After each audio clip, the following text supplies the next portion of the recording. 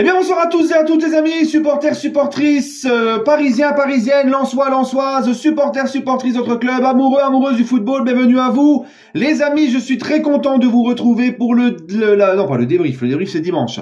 L'avant-match de Lens Paris Saint-Germain qui aura lieu donc dimanche à 20h45 pour l'affiche de la 18e journée de championnat. On est content, on retrouve notre bonne vieille Ligue 1, ça reprend ce week-end, après la trêve hivernale, on a tellement l'habitude des trêves internationales que voilà, depuis la trêve hivernale, donc c'est le retour de la Ligue 1, la première journée de la phase retour, et moi je suis très content, et le PSG, on va pas commencer par le plus facile, on va se taper Lens à domicile chez eux. Ça va pas être une partie de plaisir, d'autant plus qu'on le sait, ces derniers temps, les matchs à Lens pour le PSG, c'est très compliqué.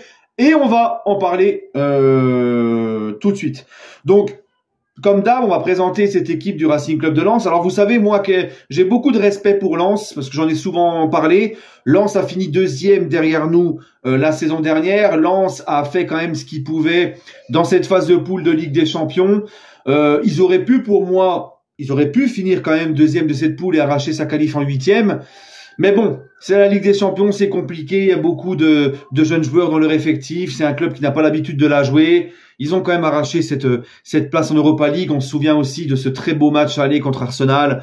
Voilà. Donc, ils n'ont pas démérité. Ils ont fait honneur quand même au football français et il faut les féliciter pour ça. Et je leur souhaite bien sûr un bon parcours dans cette Europa League.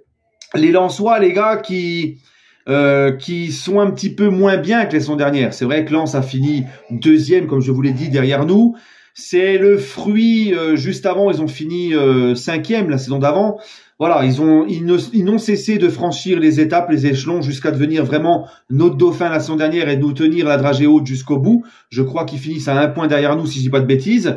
C'est le fruit d'un excellent travail, les Lensois, depuis leur remontée en Ligue 1 et même avant, quand ils étaient aussi en Ligue 2.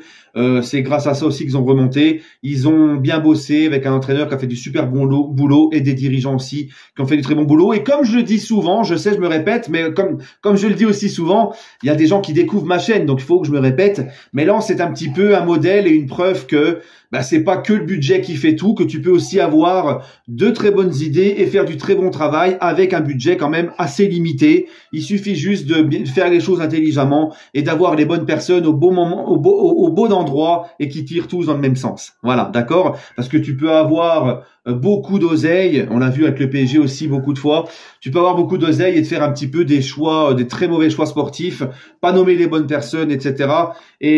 Ou qu'il y a aussi personne qui tire dans le même sens et ça ne va pas. Donc voilà, le plus important, c'est surtout de bien travailler, bien bosser, intelligemment et tout le monde, voilà, comme ça, tu vois, dans un objectif commun. Et Lens, c'est le parfait exemple pour moi. Même si c'est vrai que Lens, à l'heure où je vous parle, ils sont 7e de Ligue 1.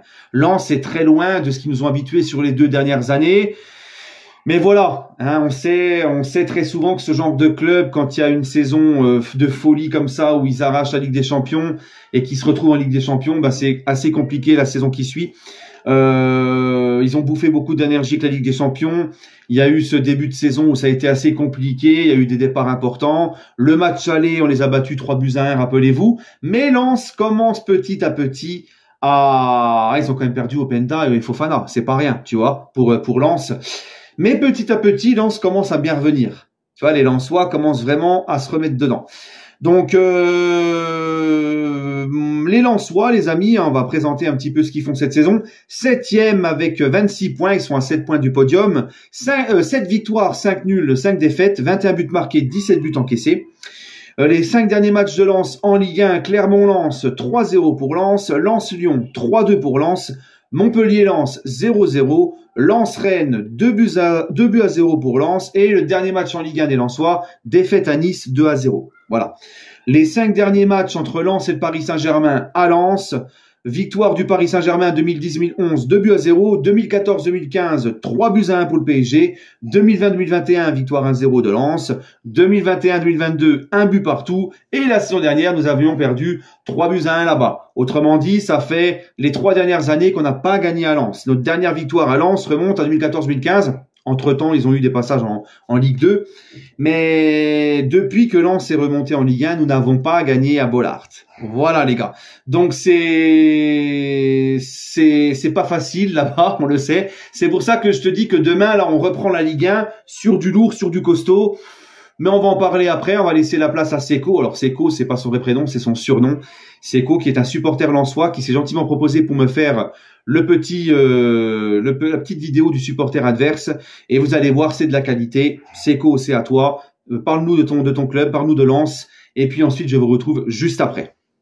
Salut les Parisiens, c'est Sekowski, j'espère que vous allez bien. Voilà, je vais donner mon pronostic aujourd'hui. Merci à Parisien88 de me laisser faire d'ailleurs. Voilà, pour ma part, on va commencer très vite. Il y aura pas de match nul selon moi dans ce match Lens contre le PSG. Ce sera soit l'un soit l'autre qui va gagner. Pourquoi cet avis? Tout simplement parce qu'on est habitué à avoir des buts dans ces oppositions à chaque fois. Et c'est vrai que Lens et Paris adorent se livrer, adorent aller vers l'avant. Et c'est à chaque fois un beau match à regarder. Donc pour ma part, oui, ce sera pas un match nul, ce serait même une victoire lensoise. Voilà, ça va pas plaire à tout le monde, je le sais, j'en suis désolé. Mais pourquoi victoire lensoise? Je vais vous donner la raison, entre guillemets, de pourquoi j'estime qu'il y aura une victoire lensoise. Le PSG perd notamment Hakimi pour la CAN et Lee Kang-in pour la Coupe d'Asie. Ils ont également un blessé du coup qui est Milan Skriniar, en particulier lui, puisque la défense va être normalement fragilisée. On sait tous ici que l'effectif de Paris est assez renforcé pour pallier ses blessures et ses absents. On joue à Bollaert et je trouve que cet élément est quand même assez important, mine de rien. On sait tous que Bollaert est un 12e homme pour le RC Lens et notamment pour les joueurs. Et ce qui renforce mon point de vue par rapport à la potentielle victoire du RC Lens, c'est notamment le match face à Monaco qu'on a effectué en Coupe de France. Oui, si on enlève les 20 premières minutes, Lens a été incroyable. Voilà, incroyable, le mot est peut-être fort, mais j'ai vraiment bien aimé ce qu'a proposé le RC Lens face à Monaco pendant 70 minutes. Oui, Mawassa était encore un petit peu fragile défensivement, mais offensivement il a apporté la preuve puisqu'il a marqué. Malgré l'absence d'Abdoul Samed, on a eu un milieu du coup Andy Diouf et Naïl El Ainaoui, et c'est un milieu très jeune de Ligue 1, et pour autant il a été, je trouve, au niveau face à cette équipe de Monaco, certes qui a été remaniée aussi parce qu'il y a eu des absences. Mais non, franchement, j'ai été agréablement surpris du jeu proposé, qui je trouve était même peut-être mieux que la saison, la première partie de saison. Donc si toutes les planètes sont alignées et qu'Eliwai reçoit enfin des passes de qualité, hormis celle de Sotoka de temps en temps, et de Medina d'ailleurs, peut-être qu'on peut espérer une victoire et un but d'Eliwai. Voilà, c'est mon avis. Les gars, bon match à vous, que le meilleur gagne, et allez Lens. Bah écoute Seko, je te remercie vraiment pour ta petite analyse vidéo, ça fait plaisir. Seko qui s'est gentiment proposé, qui suit ma chaîne et qui s'est gentiment lui-même proposé. Et franchement Seko, vraiment, je te le dis, un petit conseil, après tu fais comme tu veux, tu vois. Mais vraiment un petit conseil, je vais même faire un jeu de mots, lance-toi. Lance-toi sur YouTube. Franchement, t'as tout pour être bien sur YouTube et faire un bon boulot, faire des bonnes choses. Parce que tu parles très bien, t'es un vrai passionné, tu t'exprimes bien, t'es agréable, t'es souriant. Et en plus de ça, ton montage vraiment propre. Ah là, c'était professionnel, c'était comme un YouTuber, tu vois, vraiment. Hein, même moi, je fais pas ça. T'as vu, moi, je me casse pas les pieds. Moi, c'est avec le téléphone, c'est machin. Je suis pas doué pour ça. Mais là, franchement, très propre. Et c'était vraiment très agréable de pouvoir partager cette petite vidéo de toi, Seko.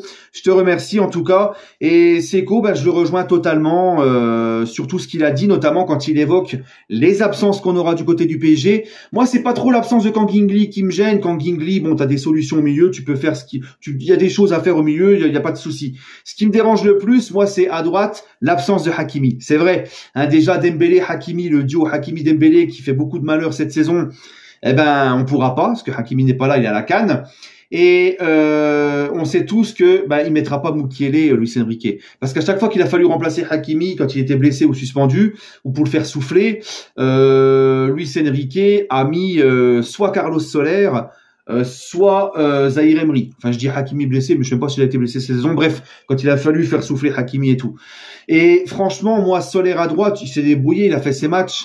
Mais face à un Lens comme ça, qui va être à fond, vu le niveau de l'équipe de Lens, vu comment ça joue, vu le pressing qu'ils vont faire, tout ça, Soler, je suis pas trop fan. Et puis Zahir Emery, franchement, à droite, il se débrouille. Mais pour qu'il exploite au mieux son potentiel et qu'il soit le mieux, c'est au milieu. Surtout que là, tu vois, on aura besoin d'avoir un milieu de terrain quand Guigui ne sera pas là. Donc, Mais il mettra pas Mukiele. Je sais que Luis Enrique mettra pas Mukiele et c'est pour ça que Mukiele ne serait pas contre aller au Bayern parce qu'il a besoin de temps de jeu, il veut plus de temps de jeu et il a compris que il rentre pas trop dans les plans de Luis Enrique. Bref, en tout cas les gars, ce match, je peux vous dire que ça va pas être une partie de plaisir. Les Lensois devant leur public extraordinaire va nous rentrer dedans. Ça va être chaud. Je les vois vraiment se mettre en mode Ligue des Champions. Je m'attends vraiment à voir un gros Lens dimanche soir. Pour la petite parenthèse, je fais la vidéo, je fais l'avant-match ce soir, l'avant-veille. D'habitude, je fais la veille. C'est parce que demain, j'aurai pas le temps. Mais c'est pas grave, vous l'avez plus tôt l'avant-match. Donc franchement, attention à cette équipe de Lens. Il va falloir un PSG conquérant, qui rentre dedans, qui mette du mental et qui soit très sérieux. Parce qu'on connaît les lacunes du PSG à l'extérieur face à des équipes qui nous pressent haut et qui jouent vite. Surtout que nous maintenant on joue haut, donc attention les contres. Et comme l'a dit Seco, moi j'ai vu le match Lens-Monaco en Coupe de France. Les 20 premières minutes, comme il le dit, Lens était complètement à côté. Monaco a mené vite 2-0. Mais ensuite, les Lensois, les gars, quand ils se sont mis à jouer, Monaco a souffert et a encaissé beaucoup d'occasions. Et ça jouait vite, ça allait très vite. Etc. Dans les mouvements, dans le jeu en une touche, tout ça, les circuits de balles, c'était assez impressionnant. Donc, toi, Lens est en train un petit peu de se retrouver. Et je m'attends vraiment à un Lens très dangereux dimanche soir. Donc, il faudra que nos Parisiens soit au rendez-vous parce que là aussi c'est ce genre de match-là qui va nous permettre de bien aussi préparer le 8e de finale face à la Real Sociedad, notamment le match retour là-bas où ça sera un petit peu similaire, une équipe qui joue au ballon, qui met du mouvement, qui va nous presser haut devant un stade qui va être bouillant. Tu vois, ça c'est le match parfait pour bien te préparer et savoir un petit peu ce que tu as dans le bide et où tu en es. Donc moi j'aimerais avoir demain un PSG qui nous rassure, enfin demain dimanche pardon, on a l'habitude de faire les avant-matchs la veille. Dimanche je veux avoir un PSG qui nous rassure, qui fait le job à Lens. Et moi, je vois mon pronostic, une petite victoire parisienne. Ça va être serré, mais je vois un petit 2-1 pour le Paris Saint-Germain. Voilà. Mais ça va être un très bon match. J'espère juste que nos Parisiens vont pas venir en victime ou en touriste à Bollaert. Il va falloir répondre dans les duels, tout donner, ne rien lâcher de A à Z. Et je pense qu'on va avoir un beau match. Voilà. Sinon, les gars, écoutez, j'espère ne rien avoir oublié dans cet avant-match. Et puis surtout, faut continuer à garder notre avance de minimum, je crois, 5 points sur Nice, c'est ça? Voilà. Faut pas commencer à lâcher des points, d'accord? Ça serait dommage pour la reprise en Ligue 1. Voilà les gars, d'accord? C'est dans ce genre de match où il y a du niveau. On sait que le PSG, très généralement, en Ligue 1, sont très au-dessus de leurs adversaires. Mais tu vois, un match à Bollaert contre Lens, c'est un très bon test pour moi. C'est pour moi un gros match dans ce championnat pour le PSG, une grosse adversité. Donc, ça, c'est dans des matchs comme ça que vraiment qui vont te permettre de bien préparer la Ligue des Champions. D'accord? Voilà. Bref, les amis, prenez soin de vous. Donnez-moi votre petit pronostic en commentaire. Et si j'ai oublié quelque chose, dites-le en commentaire. Prenez soin de vous, les amis. Et toujours et encore, allez Paris.